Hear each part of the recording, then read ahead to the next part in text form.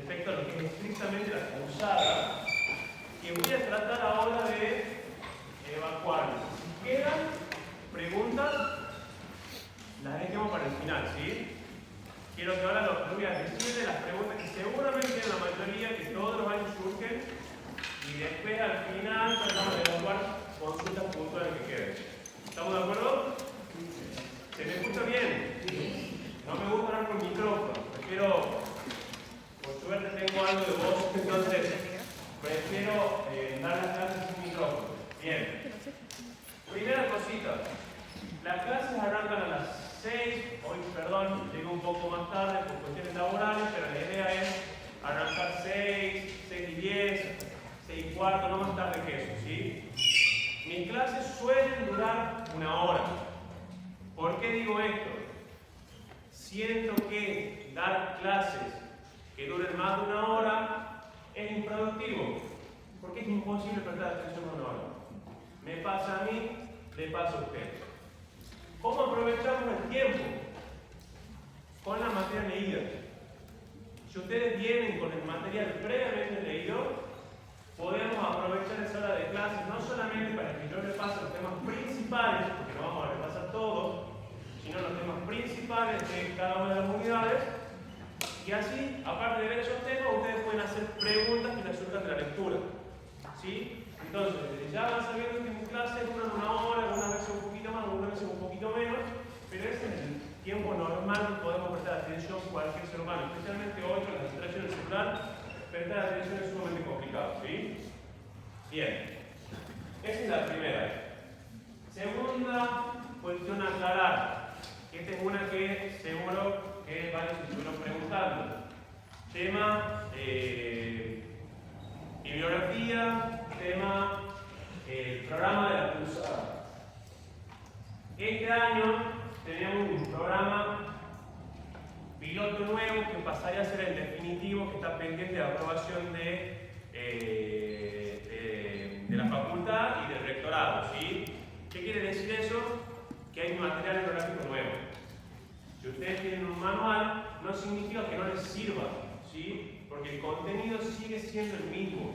Seguimos viendo los mismos autores, seguimos viendo historia económica, seguimos viendo Smith, Ricardo, Marx, Marshall, Keynes, todos esos autores, seguimos viendo los mismos conceptos, pero ahora nos apoyamos en cierta bibliografía que va a estar disponible para ustedes en un drive que va a estar disponible en el aula virtual, ¿sí?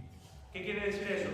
Ustedes tienen manuales de los años anteriores o estuvieron revisando el aula virtual, ¿eso les sirve? ¿Eso dejó de servirles? No, sí les sirve. Muchos son textos escritos por los mismos profesores que explican de una forma distinta, quizás más sencilla, el material que ustedes van a encontrar en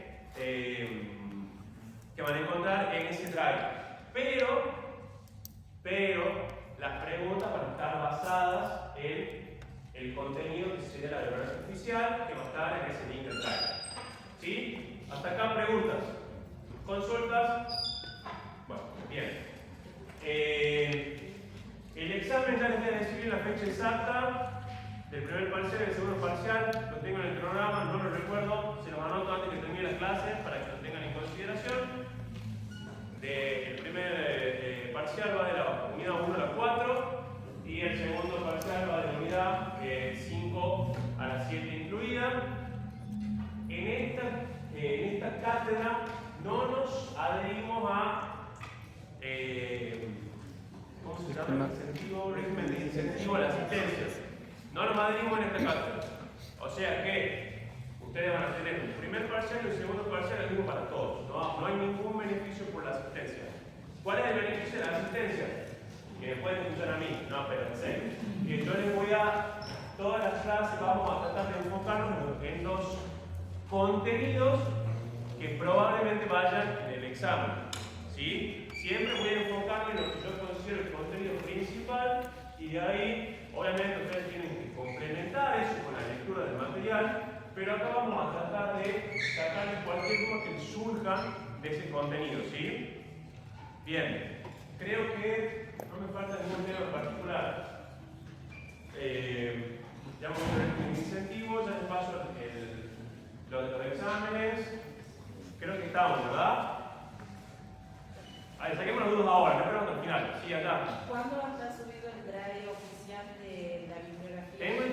ya está en el aula virtual. Si no, terminamos la clase y lo revisamos, ¿sí? Sí. El contenido que vemos en esta comisión es la misma para cualquiera de las comisiones. Sí, señor. El contenido de acá va a ser el mismo para cualquiera de las otras comisiones. ¿El cronograma de clases? El cronograma de clases ya se lo paso al... Ya lo voy a dejar. Debería estar colgado el cronograma ¿cómo? En el campus. Bien, gracias. Está en el campus. Dale, voy a dejar la fecha igual a mano para que puedan revisarlo. Sí. Va a ser escrito múltiple, verdadero o falso, justificando la respuesta. No, todavía no sabemos hacer 3 o 5, pero va a ser verdadero o falso justificando la respuesta. ¿Sí? ¿Otra pregunta?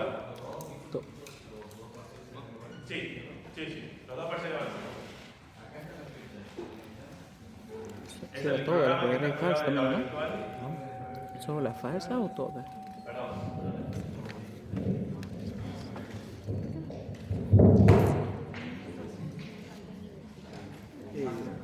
Disculpe. Sí.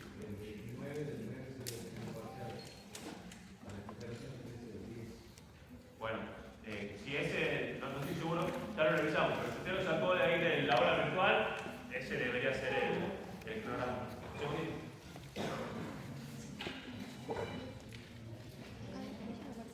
Sí, es raro justificar la verdadera, ¿no? O sea, como... Sí, sí, esa debería ser locura. la fecha. Tenés razón. O sea, no tiene sentido. Se van a tomar cosas particulares de ahí para poder... Usted dice del drive, la carpeta del drive. Bueno, si no me equivoco, ahora lo revisamos si quieren antes de que termine la clase, pero si no me equivoco, en el drive abajo dice bibliografía y dice qué unidad de cada libro va. O sea, aparece un libro de 370 páginas, por ejemplo, pero si ustedes se fijan en esa guía, Capítulo dice 1, capítulo 3. capítulo 3, por ejemplo. ¿Sí? No tienen que leerse todo el libro, si quieren leerlo, obviamente, pero si ustedes quieren enfocarse en el material que nosotros necesitamos para Porque ser tiene usado, estabilizador, pero se mueve bastante la cámara. Monchón, compendio de Monchón, capítulo 3. Así con el otro simplemente. ¿sí? Eso va para esa bolita. Por eso, guíense de lo que dice ahí de esa guía que está para ver qué contenido va en cada una de las unidades. ¿Sí? Una pregunta, ¿la materia es promocional? La materia promocional, sí. ¿Qué significa eso? Tienen que aprobar el primer parcial con nota 6 o superior y el segundo también tienen que aprobarlo y se promedian las dos notas, se redondea para arriba y con eso esa es la nota que queda finalmente en el registro. Sí. ¿El material impreso ahí? El material, gracias por la pregunta, el material es el que nosotros recomendamos y colgamos en el aula virtual. Si ustedes van a la biblioteca y les venden un compendio, un manual, lo que sea, yo les recomiendo que previamente revisen lo que está en el aula virtual. El aula virtual es el canal oficial de comunicación de parte de la Cátedra de Naciones de Economía para sus alumnos. ¿Sí? Nosotros no avalamos nada que esté en ninguna fotocopiadora. Yo sé que generalmente van ahí, yo sé lo mismo, iba y pedía que me den el material de Naciones de Economía. Yo lo que les estoy diciendo es que este año tenemos bibliografía nueva, por eso revisen previamente lo que está en el aula virtual. ¿Sí? No vayan directamente a comprar el compendio. Disculpe, únicamente hay que justificar la falsa, ¿o no? En los exámenes. Veremos. Queda pendiente de definir. Otra pregunta. Estamos. Bueno. Vamos a intentar, si la tecnología nos permite, arrancar con una pequeña actividad. ¿Sí?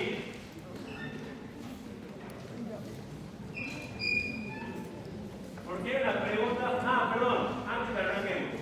Cortito. Y esto ya va. Al brother, Karl Marx no odiaba el capitalismo, sino los No va resultados de relacionado a la materia, a la clase en sí, a la cátedra en sí, sino que se relaciona con mi forma de dar clase. Espero que termine de hablar, así puedo yo seguir.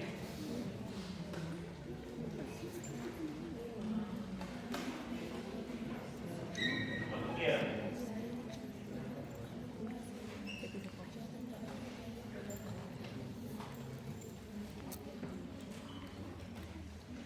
Bien, eso es justamente lo que iba a hablarles.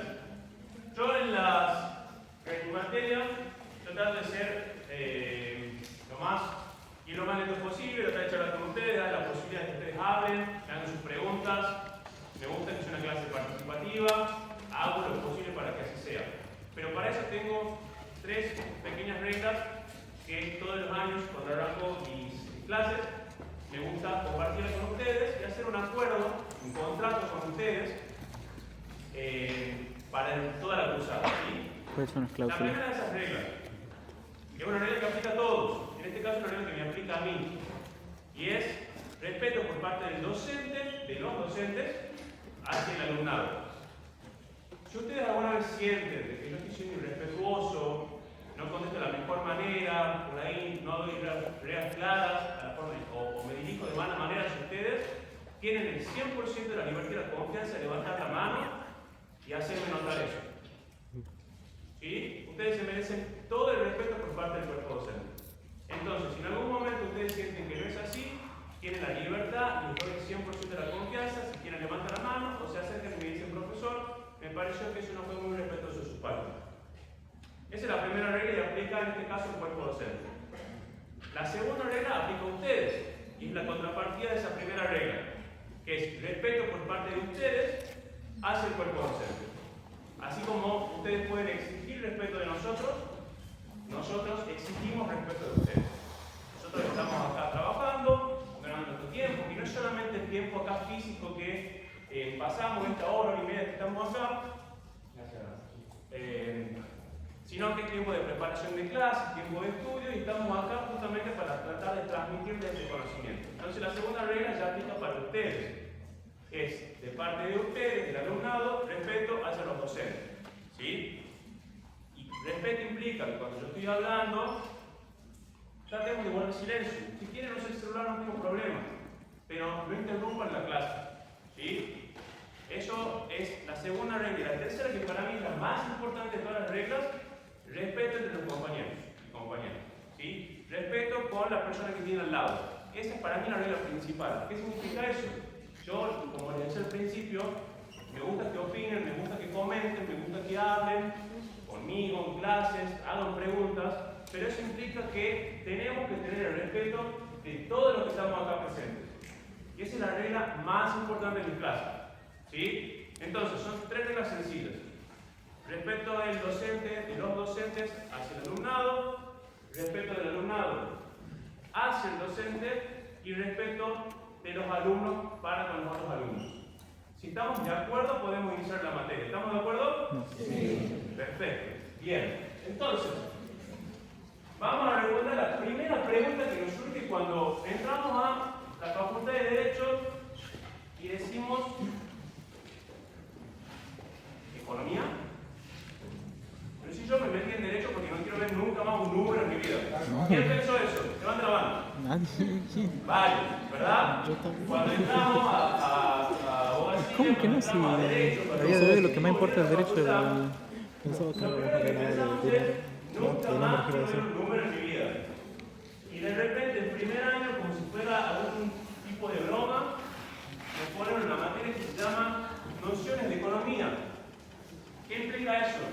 Que voy a hacer cálculos matemáticos, que voy a ver números, un poquito, no mentira, pero sí vamos a entender por qué estudiamos economía en la facultad. ¿Sí? Yo les voy a pedir lo que puedan, que tengan el celular con datos, no hace falta que sean todos. Descarguen ese código QR o entren a menti.com y pongan ese código y respondan esa preguntita ahí. Mencionen tres ideas o conceptos o cosas que se le vienen a la mente cuando escuchan la palabra economía.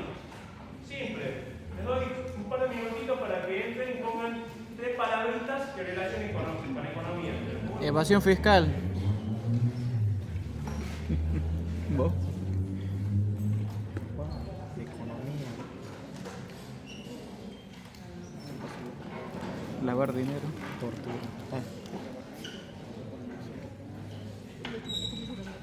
Avaricia. A medida que vayan registrando las respuestas, Judíos. se va a formar una nube de palabras para que veamos cuáles son las que más se repiten. Ahí a poquito lo va procesando y va formando esa nube de palabras.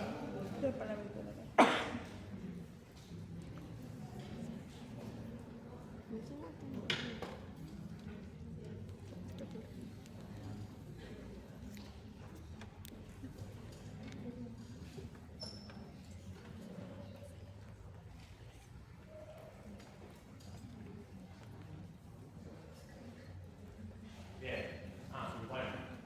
Estamos con datos.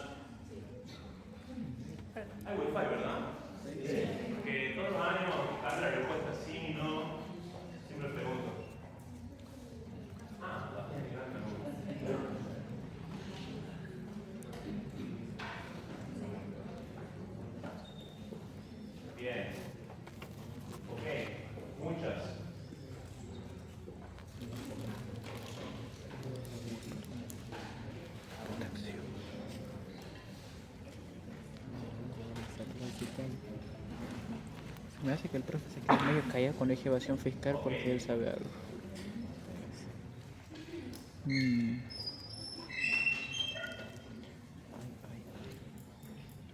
Vamos mostrando las Dime. respuestas que van saliendo, ¿sí? Línea, número, cálculo, Ok, van saliendo. oferta, problemas, Ahí me voy a parar un poquito ya si lo vemos todo de frente. empresa, Van links. saliendo varias respuestas. ¿Conocen el concepto de nube de palabras? Sí. Bueno, les explico lo que es para los que no lo sepan. Las palabras que aparecen más grandes en el centro son las palabras que más se repitieron en las respuestas que ustedes van dando, ¿sí? Entonces, cuando yo les pregunto qué palabras relacionan con la palabra economía, relacionan estas palabras, principalmente dinero, y después rodean palabras como matemática, estabilidad, inflación, ahorros, finanzas, números, y más o menos no cambia mucho, son las principales. Si vemos alrededor, algunos han puesto trabajo, empresas, administración, pero la que más se menciona, y eso es la primera vez que hago este ejercicio, así que es bastante interesante ver cómo ven ustedes la economía. Lo relacionan principalmente con dinero, ¿sí? Economía lo relacionamos con dinero, y está bien. Ya vamos a ver por qué tiene mucho que ver el dinero. Segundo, y no me deberá sorprender siendo que vivimos en Argentina, inflación, está ahí en el top. Números se repite mucho, claramente. Algunos pusieron con acento, otros sin acento, entonces como que lo divide. Capaz que si hubiéramos puesto todos con acento, quizás ocuparía el segundo lugar. Números, estabilidad se repite mucho, que creo que siempre que hablamos de economía últimamente en Argentina se viene repitiendo mucho el tema estabilidad, estabilidad, estabilidad. Y después vemos finanzas, cálculos y demás. Bien, acá nadie mencionó cosas que se relacionen con el derecho. Evasión fiscal. A simple vista no se ven tanto. Pero hay algunas que si yo me pongo a buscar podemos relacionar con derecho. Por ejemplo, el gobierno, por ejemplo, el Estado que le quedan por ahí, empresas, impuestos, administración también, Estado, Milei dice por ahí también. No veo producción capaz. Administración, porcentaje. De más, bueno, son conceptos más económicos, pero no hay muchos conceptos relacionados al derecho. Entonces, es la sensación que todos tenemos a primera vista cuando escuchamos economía, y no tiene absolutamente nada que ver con el derecho, ¿sí? Pero en el transcurso de esta clase, mi idea es demostrarles o hacerles ver por qué sí tiene algo que ver. Sí vamos a encontrar cierta relación.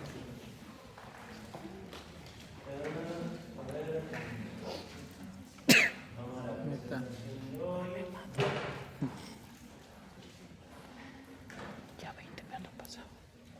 Ya pasó 20 minutos.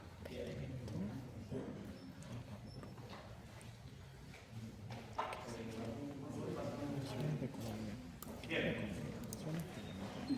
No vamos a hacer la primera pregunta de eso. ¿Qué es la economía? Ustedes ya fueron contestando. La ciencia que estudia el manejo del dinero y los recursos.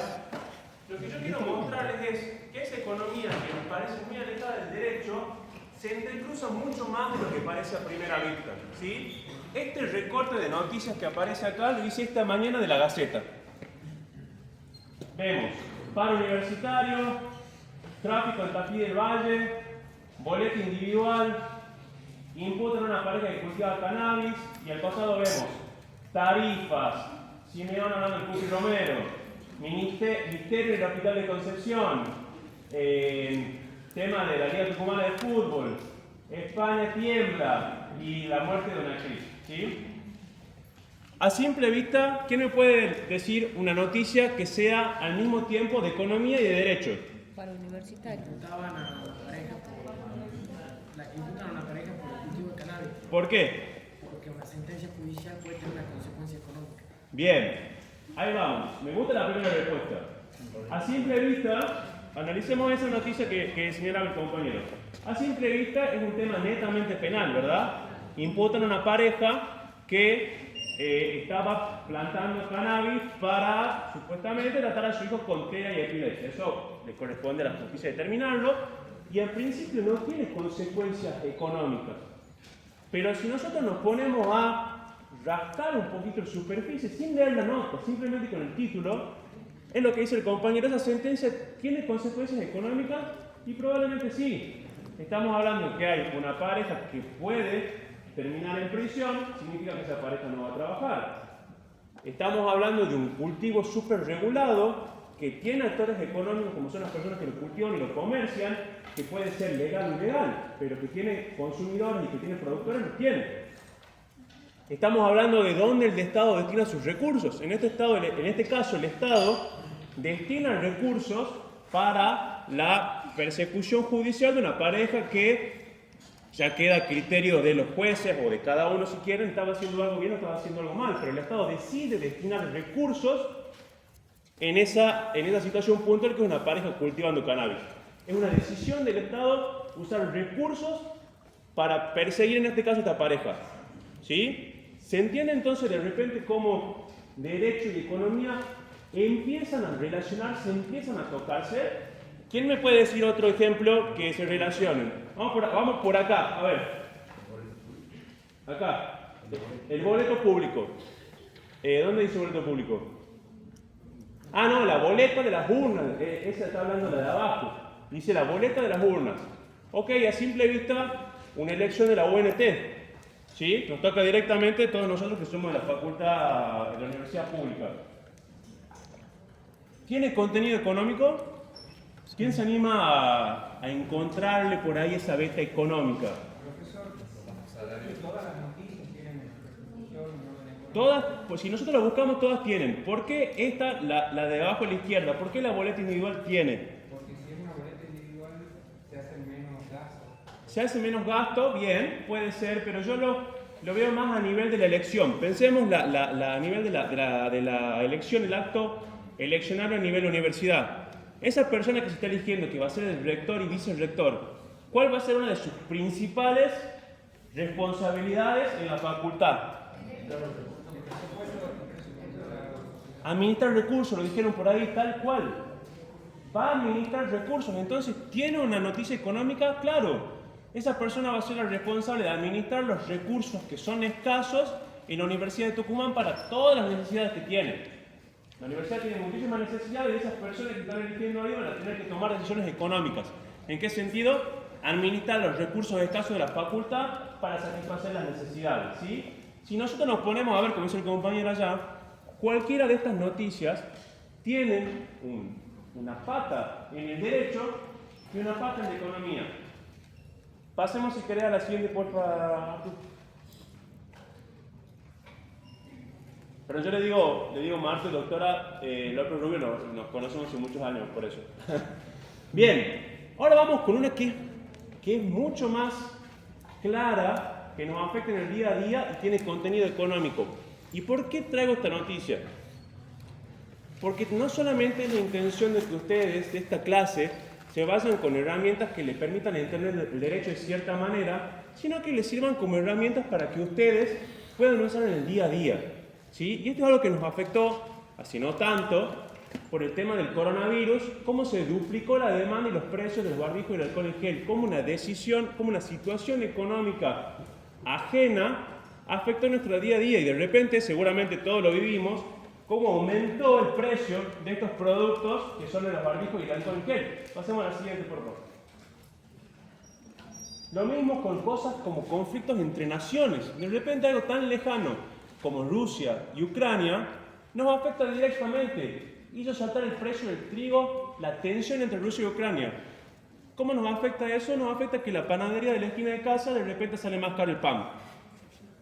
De vuelta, conflictos entre naciones afectan la economía nuestra de cada día. Y miren la de abajo, cómo una decisión legislativa afecta otra cosa importante en el día a día como es el alquiler.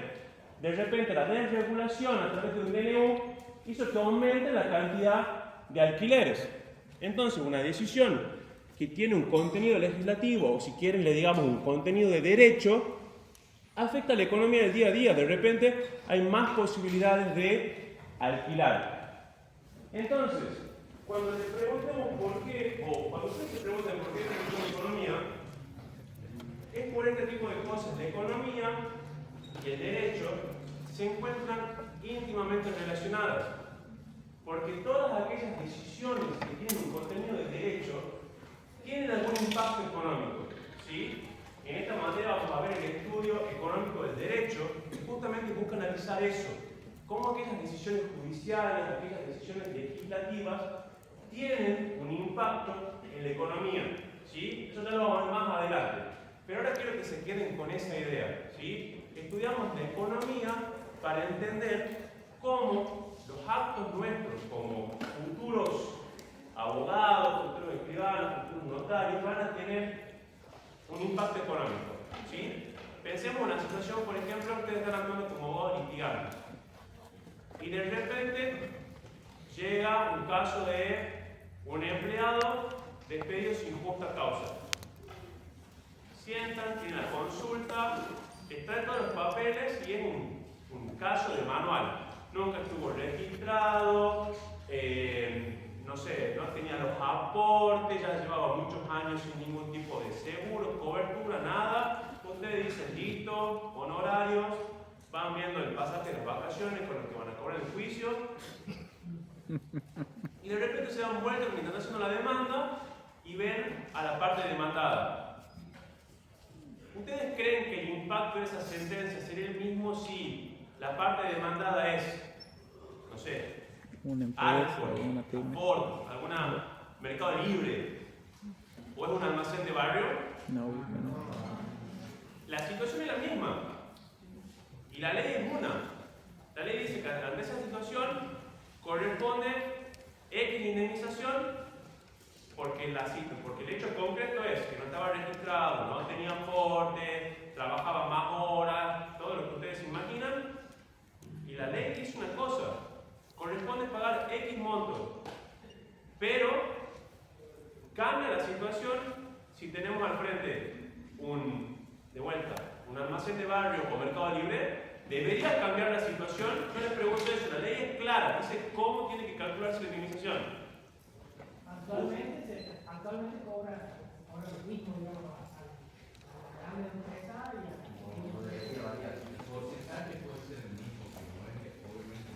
a El monto. Supongamos que cobran lo mismo. Supongamos. Cobran 1 millón de pesos en los dos Es lugares. el mismo monto, pero la probabilidad es de que una empresa multinacional como Mercado Libre o Arcor tengan más facultades y comillas de poder no pagarle a ese empleado negro que un almacén que no tenga tantos recursos. Entonces, mi pregunta es, no quiero una respuesta, no hay una respuesta correcta. ¿Es justo que se le cobre lo mismo a las dos partes? ¿A los dos empleadores? ¿Es justo o no? No. Una diferencia es justo. Ahora, mete una pequeña diferencia. Una cosa es que sea justo, otra cosa es que sea legal. ¿Se entiende la diferencia? Sí. Uno estamos hablando en el sentido ontológico de la palabra justicia. Está haciendo justicia. La otra cosa ¿es legal? Aparentemente sí. Porque estamos viendo que se cumplen todos los requisitos, o en realidad el empleador no lo registró porque no cumplía con ninguna de las mandas legales de registración, listo, se lo castiga porque la ley lo dice. Ahora, lo pensemos más ontológicamente. ¿Es justo? No hay una respuesta correcta. No. Y acá deben todos tener opiniones distintas. Pero son esas cosas, esas nociones de economía que nos permiten a nosotros entender el efecto económico que esa sentencia puede tener sobre el almacén de barrio o sobre el mercado libre, nos permiten a nosotros como agentes del derecho analizar esa sentencia. Nosotros tenemos que, como agentes del derecho, no desprendernos de esa parte económica. Y es muy difícil tener eso en mente, porque constantemente hay leyes y acciones judiciales y sentencias y demás que no tienen en vista esas consecuencias económicas que pueden provocar las sentencias. ¿Sí? Por eso es que nosotros vemos nociones de economía en primer año de la Facultad de Derecho, para entender que el derecho y la economía están atados y las acciones que nosotros tomamos como agentes del derecho pueden tener consecuencias económicas. Obvio. Por eso muchas empresas entran en el fideicomiso, cosa que cuando lleguen a esa situación no lo puedan ejecutar como actas. Esos son otras. Ahí nos vamos ya a los particulares. Ya no, si vemos particulares van a ver 1000 cosas que están recién arrancando la carrera de Derecho, van a ver 1.000.000 de cosas, no solo en su transcurso en la facultad, sino después cuando ustedes salgan y empiecen a ejercer el derecho donde sea que les toque. En mi caso particular, yo trabajo por una empresa. Yo soy asesor en una empresa y hasta el día de hoy sigo viendo lo que a veces legislaciones provocan el coste económico que tienen dentro de empresas. ¿Sí? La verdad también trabaja por asesora de derecho empresarial y lo ve también. Y ustedes lo van a ver mucho en la facultad. Pero acá lo que nosotros vamos a aprender en esta materia concretamente es los principios o las nociones de economía, que después nos van a ayudar a poder hacer ese análisis económico del derecho, ¿sí? Desde el lugar que les toque, ya sea como abogados particulares, sea como agentes del Poder Ejecutivo, Judicial o Legislativo, sea como abogados de empresas, desde el lugar que les toque. ¿Sí? Sí.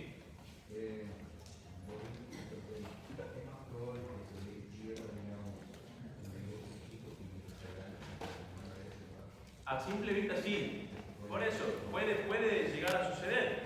Pero de vuelta, no es para que le encontremos una respuesta ahora, era para que yo lo que estoy buscando es que les quede esa inquietud y que entiendan que a partir de eso es porque nosotros estudiamos esta materia que es nociones de economía, ¿sí? Para que entendamos qué es la economía y qué relación tiene con el derecho, ¿sí? ¿Estamos de acuerdo? Sí. Bien, vamos entonces. Pasemos a la siguiente una más. Y bien, ahí, una más. ¿Qué es la economía? Bueno, ya hemos ido contestando. Vamos a ver algunas preguntas que nos sirven como para empezar a entender qué es la economía, ¿sí?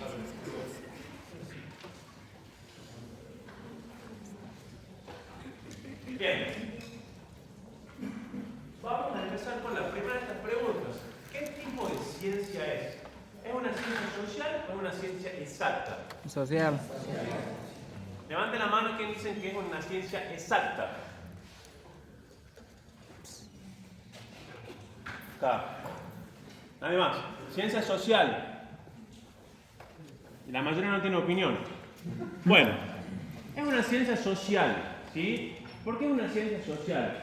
Porque estudia el comportamiento de la sociedad en su conjunto, ¿sí? Estudia tanto los comportamientos de individuos como de la sociedad en su conjunto, ¿sí? ¿Por qué no es una ciencia exacta? Porque no está buscando determinar con rigor científico-matemático ciertas nociones, sino que utiliza herramientas económico-matemáticas para explicar ciertas cosas. Pero eso no lo convierte en una ciencia exacta.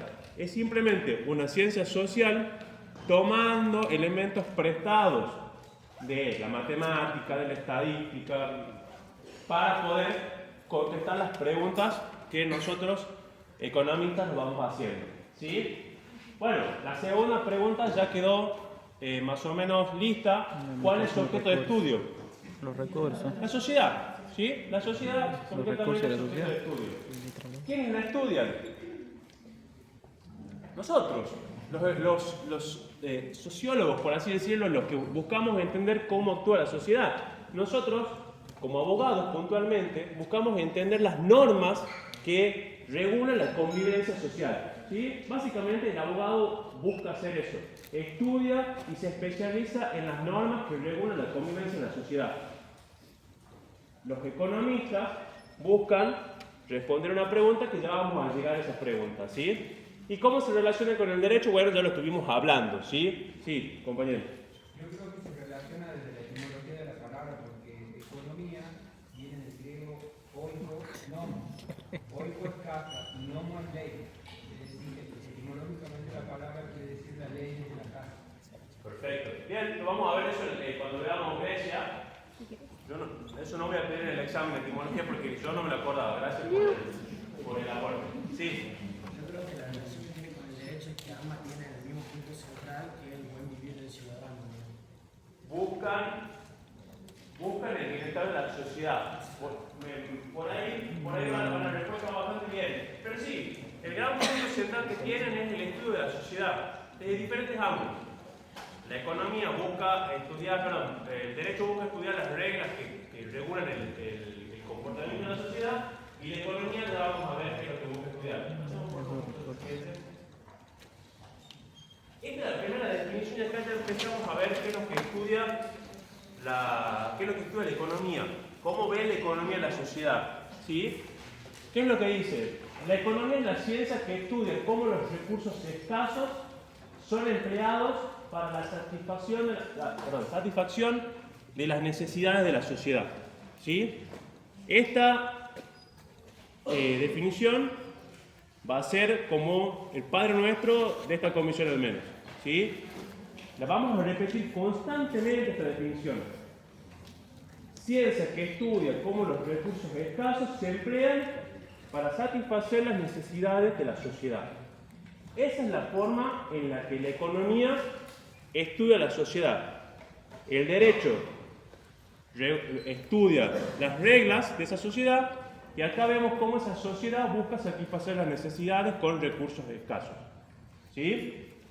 Esto tiene que quedar grabado, porque en todas y cada una de las clases que tengan conmigo yo les voy a recordar esta definición.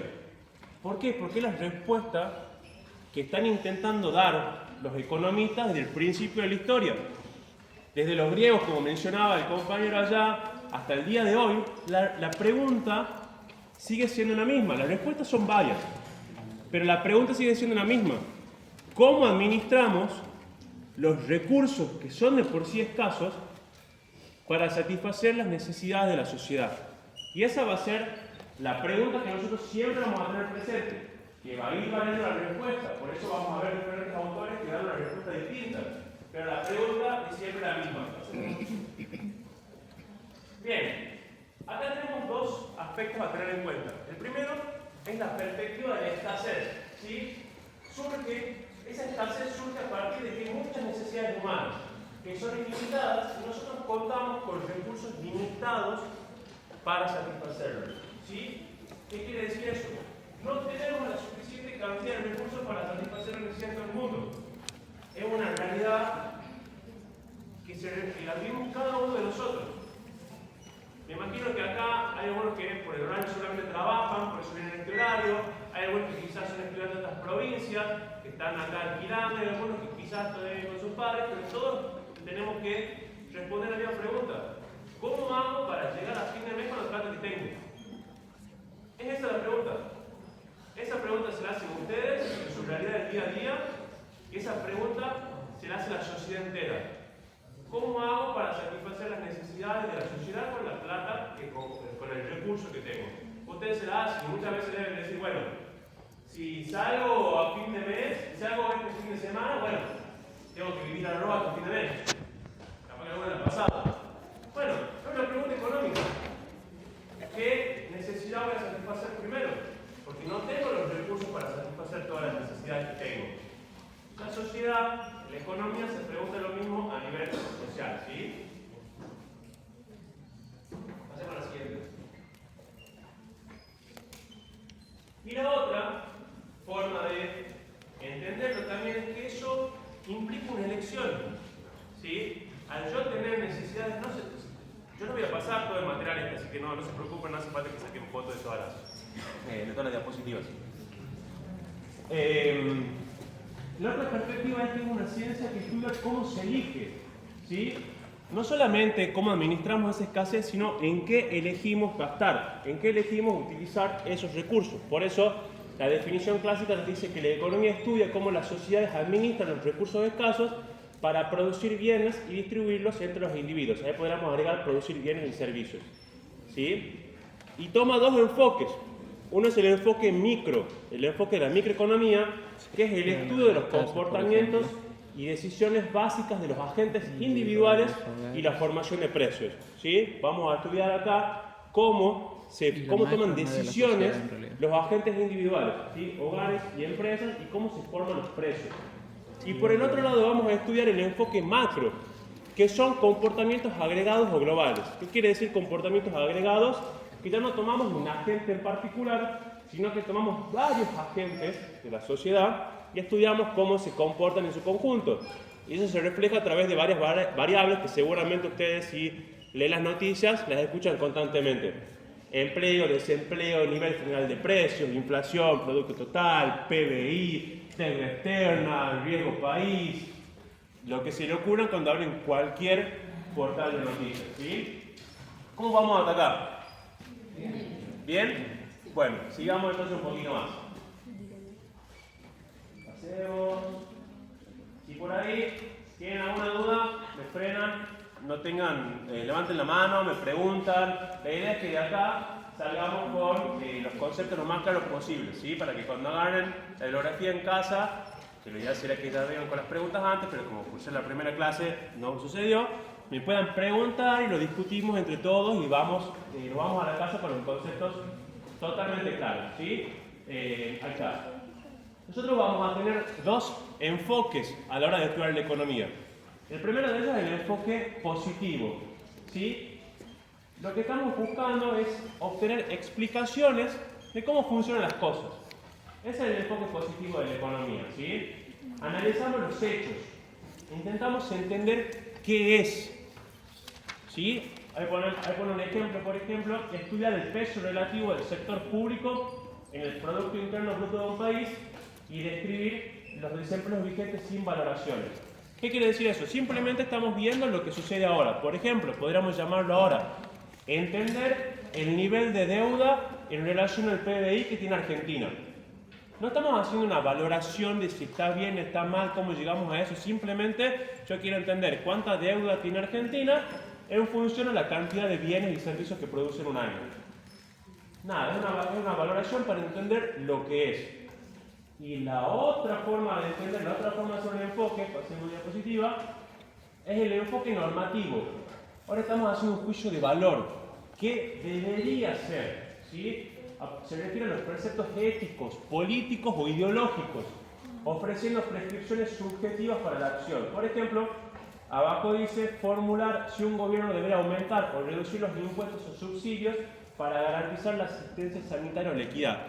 Este otro enfoque de la economía ya no nos dice simplemente qué es, sino lo que nos está diciendo en base a una opinión ética, política o ideológica, qué es lo que deberíamos hacer, qué es lo que se debería hacer para lograr cierto resultado. Si nosotros le preguntamos a una persona que sigue Marx, un marxista, seguramente te va a decir, ustedes tienen que tener mucha presencia del Estado, muchos impuestos, favorecer a la clase trabajadora.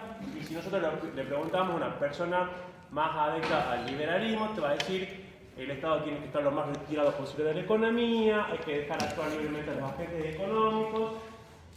No son descripciones de lo que es, son descripciones de lo que, en base a la postura ideológica de cada una de esas personas, debería ser. ¿Se entiende? Nosotros acá vamos a arrancar la materia estudiando el enfoque normativo de diferentes autores a lo largo de la historia. Vamos a ir por los clásicos, ¿sí? ¿Quiénes son los clásicos? Son Adam Smith, David Ricardo, Marx, Keynes, Marshall, Friedman, von Mises, seguramente lo repito mucho últimamente, para entender cuál era su postura ideológica para explicar qué. Para explicar el problema que yo les decía al principio de la clase. ¿Cuál era ese problema? La administración de los escasos recursos. Para satisfacer las necesidades infinitas. ¿Sí? Siempre tengan eso en mente cuando veamos cualquiera de los autores. Nosotros estamos viendo la postura ideológica de estos autores para responder a la misma pregunta. ¿Cómo administramos los recursos escasos para satisfacer las necesidades de la sociedad? ¿Sí? ¿Quiere decir que está bien o que está mal lo que dice un autor? No. Son posturas ideológicas. Nosotros vamos a intentar entender desde dónde dicen eso, entendiendo también el contexto histórico, que es sumamente importante para entender por qué dicen lo que dicen, y ver qué respuesta le dan a esa pregunta fundamental de la economía. ¿sí? Después quedarán en ustedes hacer esa valoración de decir, bueno, estoy más de acuerdo con una cosa o con lo otro. La idea es que de acá no damos, yo por lo menos, desde mi lugar como docente, yo trato de no hacer juicio de valor, sino que les dejo eso a ustedes. Yo trato de presentar todo de una postura lo más objetiva posible para que ustedes sean quienes hacen un juicio de valor. ¿Sí? Por ahí soy una persona, tengo mis opiniones políticas como todos, y por ahí capaz que se me escapa algo, pero sepan entender de que yo también, como todos, tengo una postura política formada, pero siempre trato de mantenerme lo más objetivo posible. ¿Sí? Bien. ¿Hasta acá cómo vamos? ¿Vamos por un poquito más? ¿Sí? Bueno, un último tirón y ya, después de la primera clase... Y justo en la clase que habla de Marx no traigo el puto proyecto de Marx. Sí, bueno, como te dije, una horita de clase, no mucho más. Bien. Vamos a ver algunas nociones elementales, ¿sí? Que nos van a acompañar en toda la materia. ¿Cuál es la idea? Que repasando estos conceptos elementales y teniéndolos incorporados en nuestro, por así decirlo, kit de herramientas, podamos encarar cada uno de los autores o cada uno de los temas y que esto nos sirva de apoyo. ¿Sí? Vamos a verlo ahora rápidamente, lo que en la bibliografía va a haber más. Yo creo que estos son los que nosotros tenemos que comprender bien para poder encarar el estudio de la materia. Vamos con el primero. Microeconomía, ya lo dijimos recién, pero está bueno reforzarlo. Microeconomía es la rama que estudia el modo en que toman decisiones los hogares y las empresas, su comportamiento básico como agentes individuales y la forma en la que interactúan con los mercados. ¿Sí? Esa es la noción que nosotros vamos a entender de microeconomía. Para que sea más sencillo, la microeconomía es el estudio de cómo los agentes individuales toman decisiones económicas, administran sus recursos. Por agentes individuales nos referimos a cada uno de nosotros, una familia, una empresa. ¿Sí? ¿Dudas hasta acá? Bien, vamos al siguiente, que es la macroeconomía. En contraposición, es la rama que analiza los comportamientos agregados o globales de la economía en su conjunto, ocupándose de variables agregadas como el empleo, la inflación, tasa de interés o el producto total de un país. ¿Qué es lo importante para entender esto? Ya es un poquito más complicada la definición esta, pero hay que concentrarse en la palabra agregada, ¿sí? Dice comportamientos agregados o globales. Cuando habla de comportamientos agregados significa que, a diferencia de la microeconomía, ya no estamos viendo el comportamiento de un agente individual, sino que estamos viendo el comportamiento de varios agentes. ¿Sí? Ahora estudiamos el comportamiento de todos los agentes de la economía y eso se refleja en variables agregadas como el empleo, la inflación, la tasa de interés y demás. ¿Sí? Ya no estamos analizando las decisiones que toma un agente en particular, sino todos los agentes y cómo esas decisiones se reflejan en esas variables agregadas. ¿Sí? ¿Hasta acá? ¿Vamos? Bien, vamos a la siguiente. Escasez. Ya lo venimos mencionando a esto, pero vale la pena repetirlo. Es un concepto relativo que surge debido a la disparidad entre los deseos humanos, que son en la práctica ilimitados, y los recursos disponibles para satisfacerlos. Medios escasos y limitados. ¿Sí? Es lo que venimos hablando. La escasez se da porque tenemos muchas necesidades, muchos deseos, y los recursos para poder satisfacer esos deseos son siempre limitados. Ahí se produce la escasez. Pasemos al siguiente, por favor. Acá la escasez viene de la mano con otro concepto que tenemos que tener en cuenta, que es la elección, ¿sí? Que es aquel acto de seleccionar cuáles son esas necesidades que voy a satisfacer, que me permitan alcanzar las metas y objetivos, ¿sí? Ya sea en términos de utilidad o de lograr sus beneficios. Como yo tengo necesidades ilimitadas, no puedo satisfacer todas con los recursos que tengo. Entonces, como nosotros como agentes individuales, vamos a elegir, vamos a tomar una decisión de cuáles son aquellas necesidades que vamos a satisfacer. En la economía clásica se dice que generalmente el agente económico va a elegir aquellas necesidades o va a elegir tomar sus recursos y satisfacer aquellas necesidades que le provoquen mayor utilidad, mayor satisfacción, mayor placer. ¿Sí? Eso es lo que dicen los clásicos. Los clásicos nos dicen que nosotros, como agentes económicos, ellos llaman no me sé el nombre, homus economicus, el homus economicus toma sus decisiones en base a aquellas, o asigna sus recursos a aquellas necesidades que le provocan una mayor satisfacción, un mayor placer. ¿Sí? Ya vamos a ver más adelante que esto no siempre es así, porque para nosotros poder tomar esas decisiones que nos generan mayor satisfacción y mayor placer, tenemos que tener el 100% de la información disponible. Y no siempre tenemos el 100% de la información disponible. ¿Sí? Es una crítica a los clásicos, pero vamos a ver más adelante. Pasemos una más. Y ahí surgen preguntas, esto como modo de tener un poco de guía. ¿Cuáles son esas preguntas que se hacen los agentes para lograr esa elección? ¿Sí? A la hora de administrar sus recursos, los agentes se hacen diferentes preguntas. En caso que sea un productor empresario, me voy a hacer las preguntas que aparecen ahí. ¿Qué producir? ¿Cuánto y cómo producir? ¿Para quién producir? ¿Dónde producir? ¿Sí? Eso implica que tengo que elegir el bien, tengo que elegir la cantidad, elegir el mercado, elegir el lugar más apropiado para producir. Son esas preguntas que llevan a la elección. Eso es por parte de los productores y los empresarios. Y los consumidores también tienen sus preguntas a la hora de elegir. Se preguntan qué comprar, cuánto y a qué precio, a quién y dónde comprar lo que necesita. Y acá, ¿se acuerdan que yo les decía que supuestamente para los clásicos, nosotros como homus economicus, siempre vamos a elegir aquello que nos provoca la mayor satisfacción, ¿verdad? Y yo les decía que eso no siempre es así, porque para poder hacer eso necesitamos tener el 100% de la información, ¿verdad? Si nosotros nos paramos en la parte de abajo, como consumidores, que todos acá somos consumidores, hay una situación en la economía, especialmente en Argentina, que me impide que yo tenga el 100% de la información necesaria para responder las preguntas que aparecen abajo. Ustedes la mencionaron al principio cuando hicimos la nube de palabras. ¿Cuál es esa situación que me impide tener el 100% de la información que necesito? Fíjense las preguntas de abajo. Hay una situación que me impide tener el 100% de la información. ¿Cómo? La información del precio, que, ¿cómo se refleja eso? ¿Cómo se llama? Inflación. La inflación. Yo no puedo tomar una decisión como agente económico cuando no sé cuánto salen las cosas.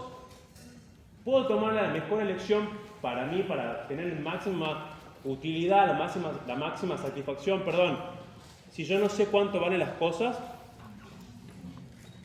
difícil.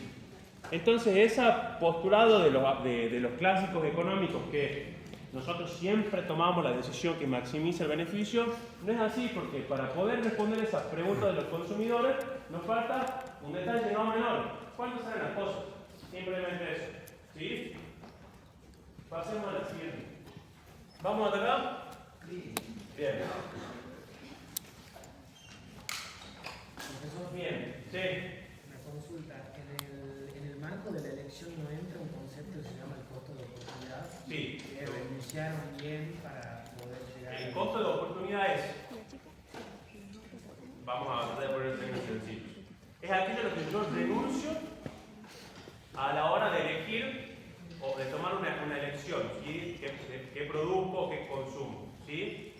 Ese es el costo de oportunidad. Por ejemplo, por poner un término sencillo, el ejemplo que les decía hace un rato, si yo elijo salir este fin de semana y gastar mucha plata, el costo de oportunidad es las milanesas que pueda haber comprado para la semana y ahora estoy comiendo arroz. ¿Se entiende? ¿A qué renuncié? A las milanesas. Es el costo de oportunidad de haber salido después del fin de semana. ¿Se entienden? Términos del día a día que seguramente los entienden ustedes. ¿Se entiende?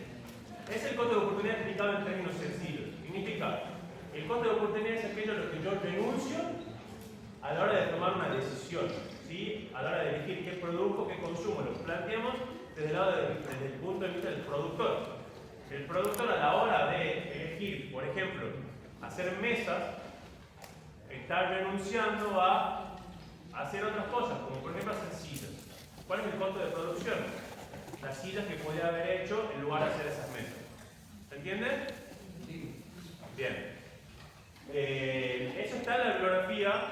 Y está buena la pregunta porque se relaciona mucho con el tema este de la elección. ¿Sí?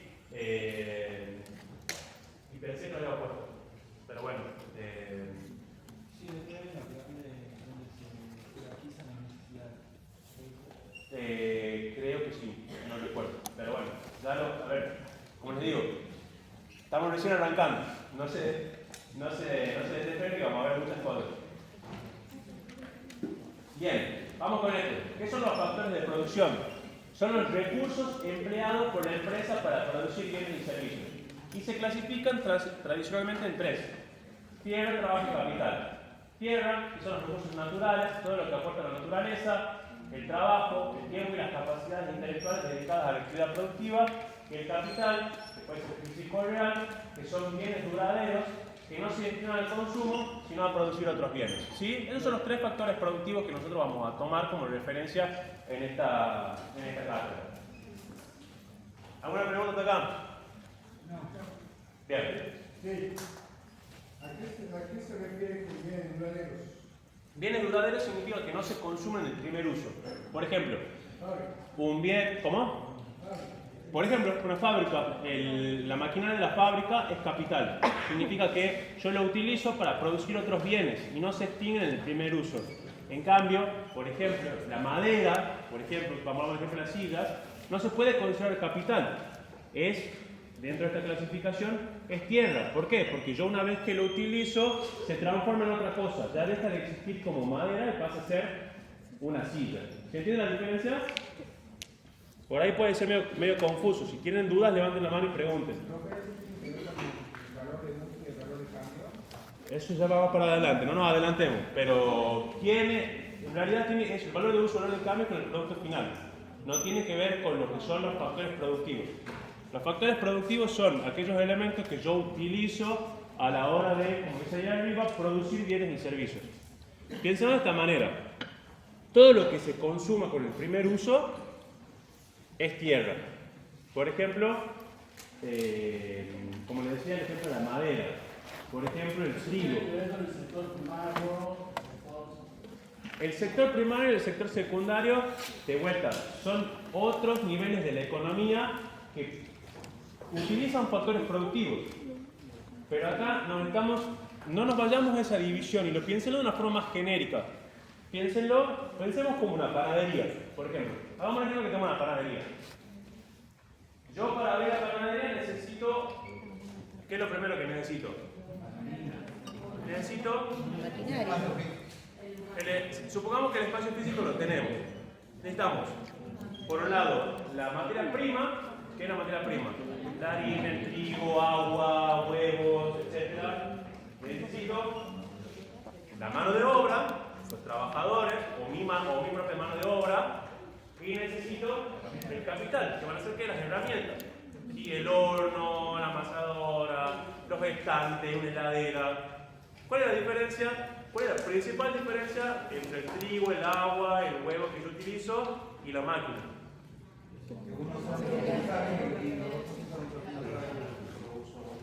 Esa es la principal diferencia. Uno se consume en un solo uso, el agua, el trigo, se consumen y pasa a ser otra cosa. Y el trigo viene en forma, la harina viene, yo la uso una vez y después de ese primer uso, ¿sigue siendo harina? No, ya es otra cosa. Panes, medialunas, lo que ustedes quieran. En cambio, la máquina que yo utilizo, por ejemplo, no sé, el horno, después de cocinar ese pan, sigue siendo un horno que lo que sigue utilizando para lo mismo. La maquinaria es lo que complementa el proceso del pan, pero sigue siendo... No lo complementa porque es parte fundamental. Yo sin el horno no tengo pan. Pero la diferencia es que el trigo yo lo utilizo una sola vez y después se convierte en pan. En cambio el horno va a seguir siendo horno y lo voy a seguir utilizando en mi proceso productivo muchas veces. ¿Sí? Entonces esa es la principal diferencia. Uno se consume con el primer uso, el otro no se consume con el primer uso, tiene varios usos después de eso. ¿Sí? ¿Se entiende? Sí. Bien. Y bueno, y después tenemos el tiempo y la mano de obra. ¿Sí? El trabajo de la mano de obra, el están trabajando ahí en la fábrica, ¿sí? Bien. Vamos a la siguiente. Bien. Este es un tema, este puede ser medio complicado a simple vista y ya empezamos a ver la pesadilla que queríamos evitar cuando hicimos estudiar derecho, son los gráficos. Pero tiene un sentido este gráfico. Ustedes les recomiendo para esta materia, cuando ven un gráfico, traten de abstraerse de los números y traten de entender lo que ese gráfico está queriendo representar, ¿sí? Los gráficos son representaciones de lo que está escrito y nos ayudan a entender visualmente el concepto. No lo piensen con los números, no saquen la importancia de los números, sino y hagan más foco en lo que quiere representar ese gráfico, ¿sí? ¿Por qué esto es importante? La frontera de posibilidades de producción nos está indicando cuando estamos siendo eficientes o no con el uso del recurso, ¿sí? Esa curva nos muestra la cantidad máxima de bienes que yo puedo hacer en una determinada economía con los recursos y la tecnología que dispongo, dada la cantidad de otros bienes y servicios que también puede producir. Ahí entra lo que el compañero nos decía, el costo de oportunidad, ¿sí? Representa el límite, esa línea naranja que ven arriba. ¿Lo podés pasar a Marco el siguiente así se ve un poquito más cerca? Ese límite naranja, es lo máximo que yo puedo producir de esa combinación de bienes. En este caso, teléfonos celulares y computadoras personales. Si yo me voy arriba, dice que si yo produzco 4 teléfonos celulares, puedo producir 0 computadoras. Pero a medida que avanzo, que voy produciendo más computadoras personales, ¿qué va pasando con la cantidad de teléfonos que puedo producir? Va disminuyendo, ¿verdad? ¿Se entiende? Entonces, a medida que yo más computadoras personales hago, menos celulares hago. Y al revés, a medida que más celulares hago más o menos computadoras personales. Menos, ¿sí? ¿Por qué? ¿Por qué es esto? Porque ¿qué tengo? Recursos limitados, tengo recursos escasos. Entonces yo tengo que decidir cómo voy a combinar. ¿Sí? Yo tengo que decidir cuál va a ser la combinación que voy a tener. Esa línea marca lo máximo que yo puedo hacer. Si yo quiero hacer, por ejemplo, como dice ahí arriba, 4 computadoras y 4 celulares, ¿puedo hacerlo? No, porque está fuera de mis posibilidades, porque no tengo los recursos para hacerlo.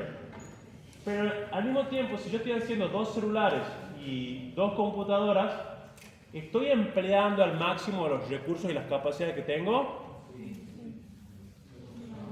Para mí hay que ver la demanda de cada producto para la producción. No pensemos en demanda. Lo que se explica solamente con el gráfico que yo tengo acá.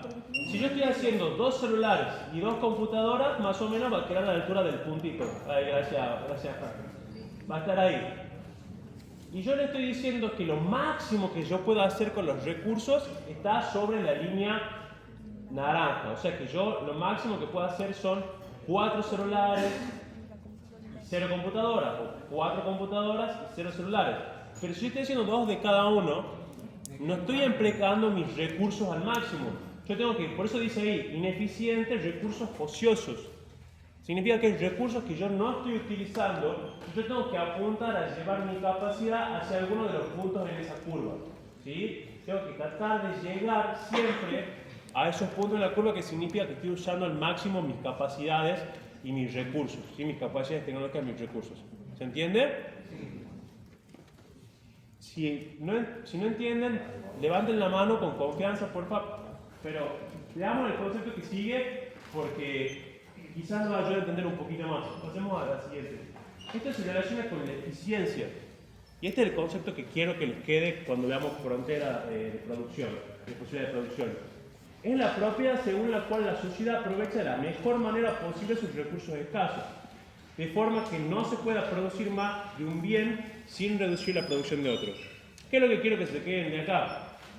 La eficiencia es cuando nosotros utilizamos nuestros recursos de la mejor manera posible, estirando sus posibilidades al máximo, ¿sí? Si yo hago menos de lo que puedo hacer, no estoy siendo eficiente, tengo recursos que no estoy utilizando. Piénsenlo, por ejemplo, en la economía de cada uno. Por ejemplo, ustedes tienen un sueldo de 100 pesos, ¿sí? 100 pesos es su sueldo, eso es lo que cobran todos los meses. Si yo a esos 100 pesos gasto la mitad en servicios, gasto la mitad en otras cosas de su interés y quedan 30 pesos ahí, quietos, no hago nada. ¿Estoy utilizando ese dinero de la mejor manera? ¿Qué harían ustedes si tuvieran 30 pesos que les sobran? Lo invertiría, capaz que se compran alguna cosa para hacer algún trabajo, capaz que se compran ropa, capaz que... Eso sería un uso eficiente. No vamos a hacer valoraciones de si es mejor que lo gasten en tal inversión o no. Pero lo que estamos buscando es que utilicemos todos nuestros recursos escasos de la mejor manera posible, ¿sí? Y no que queden ahí ociosos, sin usarse y que no generen ningún tipo de beneficio, ninguna utilidad, ¿sí? ¿Se entiende más o menos con ese ejemplo? ¿Sí? Bueno, es un tema, ya estamos entrando en temas un poquito más difíciles, pero si no queda claro hoy, la semana que viene lo pasamos sin ningún problema. Y vamos al último. Y acá son 3 conceptos facilitos que también vamos a repetir mucho en toda la materia, que son, por un lado, los sistemas económicos, que son el conjunto de relaciones básicas, técnicas e institucionales que caracterizan la organización económica de una sociedad y condicionan sus decisiones fundamentales. Eso vamos a estudiar mucho con los otros autores, cuáles son los sistemas económicos que ellos recomiendan. El mercado, que es la organización o mecanismo por medio del cual los compradores y los vendedores interactúan para fijar los precios e intercambiar libremente bienes, servicios y factores. Cuando veamos microeconomía vamos a ver mucho esto, el tema de los mercados. Y por último, lo que yo les mencionaba recién, las fallas de mercado, que son aquellas situaciones en las cuales el mercado no asigna eficientemente los recursos por sí mismo debido a la competencia imperfecta, externalidades o información asimétrica. Una falla de mercado es, por ejemplo, no saber cuánto valen las cosas. En eso me está generando esa falta de información, esa información asimétrica está evitando que yo sea eficiente con el uso de mis recursos, ¿sí? La inflación podríamos decir que es una falla de mercado. ¿Qué es externalidad? Externalidades son situaciones ajenas al mercado que afectan la libre interacción entre comprador y vendedor. Por ejemplo, puede ser, por ejemplo, un terremoto, una crisis, una guerra. Son situaciones que no están estrictamente relacionadas Algo que se vio, al intercambio entre comprador y vendedor que afecta la relación de ellos. algo que se ve últimamente es que cuando un país termina ganando un gobierno de izquierda, las acciones mayormente de cualquier empresa de ese país empieza a caer por la especulación que rodea todo eso. Puede ser una externalidad para algún tipo de mercado, por ejemplo el mercado de bonos, que está directamente relacionado al libre intercambio entre vendedores y compradores, sino que hay algo que sucede fuera de ese mercado, por ejemplo, que ganó un gobierno no afín a las políticas pro mercado y eso afecta el mercado de los bonos, por ejemplo. Por un ejemplo. El COVID fue una externalidad, algo que no está, todo lo que sea fuera del libre intercambio entre comprador y vendedor, de todo lo que ocurra fuera del mercado, que afecte esa relación de intercambio, se considera una externalidad. La información asimétrica es, por ejemplo, una externalidad. ¿Qué es información asimétrica? Que hay personas que tienen acceso a mejor información que otras. Entonces yo como comprador, por ejemplo, yo como vendedor, sé de que, no sé, se viene una plaga que va a afectar la cosecha de trigo. Bueno, yo tengo mejor información. Entonces quizás me guardo cosecha, vendo menos, subo los precios y la otra persona no sabe qué va a suceder, el comprador no sabe qué va a suceder, entonces afecta esa relación comercial. ¿Por qué? Especulación también. Es una externalidad, sí, después lo vamos a ver más en detalle, pero lo que quiero que hagan foco es que son cosas que suceden afuera de la relación comercial que afectan a ese intercambio entre las dos partes. ¿Sí? Después vamos a ver si hay especulación, si no, qué son esas cosas, pero hoy quédense con esa idea. Una falla de mercado es situaciones ajenas al intercambio entre comprador y vendedor que afecta ese intercambio. ¿Sí? Bien. ¿Cómo estamos? Bien. Bien. Bueno, creo que es suficiente por hoy. falta historia. Más sano. Si te transfiero mi peso, ¿cómo? Si te va a transferir